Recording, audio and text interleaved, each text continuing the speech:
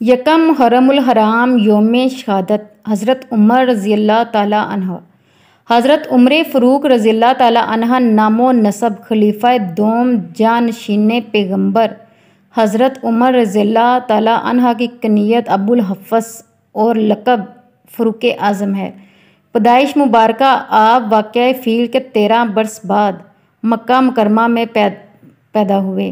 قبول اسلام۔ اعلان نبوت کے 6 سال 27 برس کی عمر میں مشرف با اسلام ہوئے، جبکہ ایک روایت میں آپ 40ویں مسلمان ہوئے۔ بطور خلیفہ تقرر۔ امیر المومنین حضرت ابو بکر صدیق رضی اللہ تعالیٰ عنہ نے اپنے بعد آپ کو خلیفہ منتخب فرمایا۔ مدت خلافت 10 برس 6 ماہ 4 دن آپ رضی اللہ تعالیٰ عنہ تخت خلافت پر جلوہ افروز رہے۔ شہادت 27 ذوالحج سن 23 ہجری بروز بدھ کو حضرت عمر رضی اللہ تعالیٰ عنہ مسجد نبوی میں نماز فجر کی امامت کروا رہے تھے۔ نماز کے دوران ابو لؤل فروز نامی مجوسی غلام نے زہر آلود خنجر سے آپ کے جسم پر 3-4 وار کیے۔ حضرت عمر رضی اللہ تعالیٰ عنہ زخمی ہو کر گر پڑے۔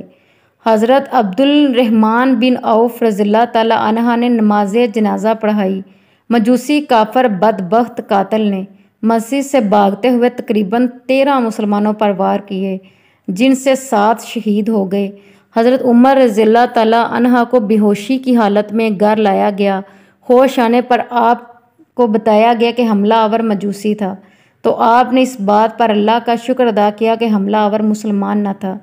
3 دن کرب میں گزرنے کے بعد آپ زخموں کی تاب نہ لاتے ہوئے یکم محرم الحرام سن 24 ہجری کو جام شہادت نوش فرما گئے۔